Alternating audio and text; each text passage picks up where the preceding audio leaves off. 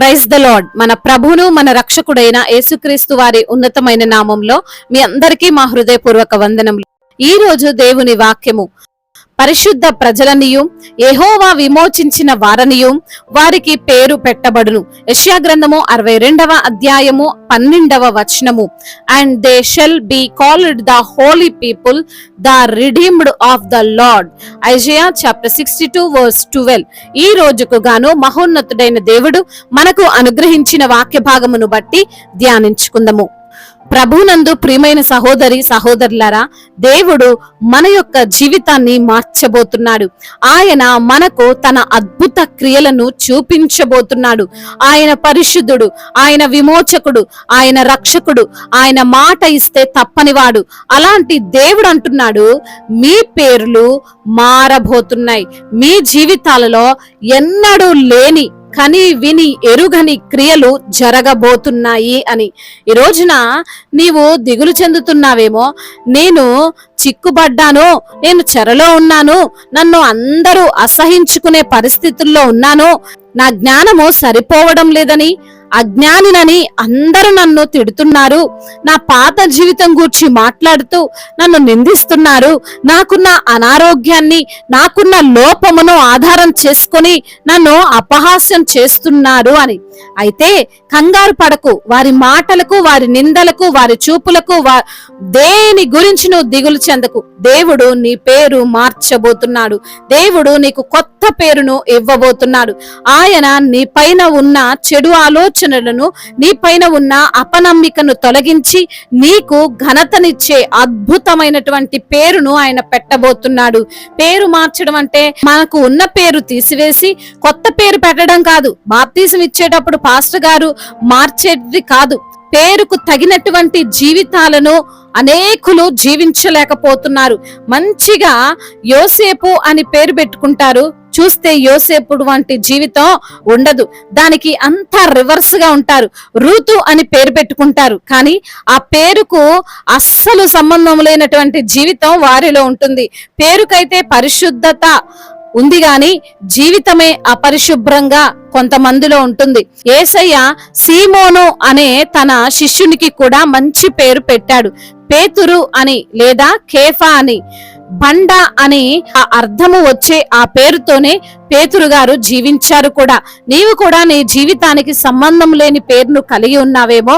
నీవు మృదు స్వభావివి అయినప్పటికీ నిన్ను అందరూ కఠినమైన వ్యక్తివి అని అంటున్నారేమో. నీ పైరూపమును చూసి, నీ క్యారెక్టర్ ని చూసి డిసైడ్ చేస్తున్నారేమో. కొంతమంది ఎత్తుగా ఉంటే వీడు జిరాఫీలా ఉన్నాడు అంటారు, పొట్టిగా ఉంటే మరుగుజ్జు అంటారు, కొంచెం జ్ఞానం తక్కువగా ఉన్నా వారిని మందమతి, ఏమి అర్థము కాదు అని పేరు పెడుతుంటారు. లావుగా ఉంటే బండవాడని అంటారు. ఈ లోకము మన యొక్క బాహ్య రూపాన్ని ఆధారం చేసుకొని మనకు ఒక కొత్త పేరు పెడుతుంది. అలా వారిని పిలవడం వలన అనేక మంది కృంగిపోతుంటారు. వారిలో ఎంత టాలెంట్ ఉన్నా అది చూడరు గాని నల్లోడు, బండోడు, పలానా కులస్తుడు, పలానా మతస్థుడు, పలానా ప్రాంతం వాడు అని బాధ పెడుతూ ఉంటారు.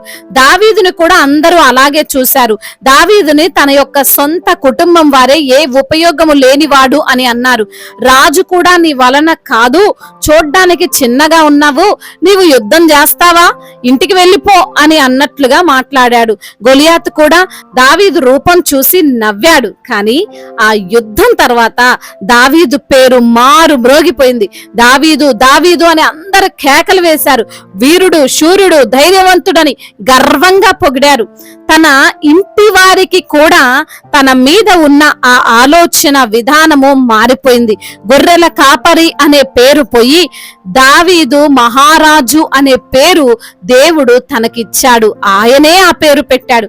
ఈ రోజున ఈ యొక్క మాటలు వింటున్న ప్రియమైన సహోదరి సహోదరుడా, దేవుడు అలాగే నీ పేరును కూడా మార్చబోతున్నాడు. ఆయన ఇచ్చే బహుమానం, ఆయన యొద్దనే ఉన్నది. ఆయన నీ కోసం సిద్ధపరిచినటువంటి జీతం నీకు ఇవ్వబోతున్నాడు. నీ స్థితి, నీ గతి అంతా కూడా మారిపోబోతుంది. ఎటువంటి పేర్లు ఈ లోక ప్రజలు నీకు పెట్టినా, ఎలా వారు నిన్ను ఆ పేర్లతో నిందించి అపహాస్యం చేసినా దానిని పట్టించుకోకు. యేసయ్య నూతనంగా నిన్ను చేయబోతున్నాడు. నీ జీవితంలో అద్భుతమును జరిగించి, నీకున్న అనారోగ్యమును పోగొట్టి, నీకున్న శోధనలు తొలగించి, నీ అప్పుల నుండి నిన్ను విడిపించి, నీ యొక్క కుటుంబాన్ని సరిచేసి ఆయన విమోచించిన వ్యక్తిగా నిన్ను మార్చి ఈ లోక ప్రజలకు నీ పైన ఆలోచనను దేవుడు మార్చబోతున్నాడు. కాబట్టి విశ్వాసంతో, నమ్మకంతో జీవించు. దేవుడు చేసినటువంటి అద్భుతాలను నీవు గుర్తించు. దేవుడు చేయబోతున్నటువంటి అద్భుతాలను నీవు చూస్తావు. దేవుడు ఈ మాటలను దీవించి మన హృదయములో ఫలింపచేయునుగాక. వాక్య భాగమును బట్టి ప్రార్థించుకుందాము. ప్రతి ఒక్కరు కూడా ప్రార్థనలో ఏకీభవించగలరు. ప్రార్థన. మహాపరిశుద్ధుడా, మహోన్నతుడా, కృపా కనికరములు కలిగిన దేవా, జీవాధిపతి, మీకు స్తోత్రాలు ప్రభా. ఉన్నతుడువు నువ్వు, సర్వోన్నతుడివి తండ్రి, ఉన్నవాడవు తండ్రి, అనువాడవయ్యా, నీకు స్తోత్రాలు ప్రభా. ఈ భూమిని, సమస్త సృష్టిని సృజించినటువంటి దేవుడవు, నీ పోలికలో నీ స్వరూపమందు తండ్రి మానవులను నిర్మించిన తండ్రివయ్యా, మీకు స్తోత్రాలు. ఈ రోజున దావీదును గురించి తండ్రి అయా తనకున్నటువంటి బలమును గురించి మాట్లాడారు ప్రభా. అవునయ్యా, దావీదును అందరూ చిన్న చూపు చూసినా నీవు మహారాజుగా పేరు పెట్టావు ప్రభా. అందును బట్టి మీకు స్తోత్రాలు తండ్రి. అయ్యా, అదే విధంగా మా జీవితాలు మా పేర్లకు తగినట్లుగా ఈ యొక్క నామ మహిమార్థమునకు తగినట్లుగా ఉండడానికి సహాయము చేయండి. ఈ రోజున వాక్యం వింటున్న ప్రతి బిడ్డను మీరు జ్ఞాపకం చేసుకోండి. ప్రార్థనలో ఏకీభవిస్తున్న ప్రతి బిడ్డను కూడా మీరు దీవించండి అయ్యా. వారికి ఉన్న సమస్యలు, వారికి ఉన్న అవసరతలు, వారికి ఉన్న అక్కర్లు అన్నిటినీ తండ్రి మీ యొక్క మహిమైశ్వర్యములో తీర్చమని బ్రతిమిలాడుకుంటున్నాం తండ్రి. అదే విధంగా నా ప్రభువా, ఎందరైతే బిడ్డలు ఈ రోజున అనారోగ్యంతో బాధపడుతున్నారో అయా, వారికి ఉన్న బలహీనతను బట్టి, వారికి ఉన్నటువంటి తండ్రి శారీరక రుగ్మతలను బట్టి దిగులు చెందుతున్నారో ప్రతి బిడ్డను మీరు జ్ఞాపకం చేసుకోండి ప్రభా.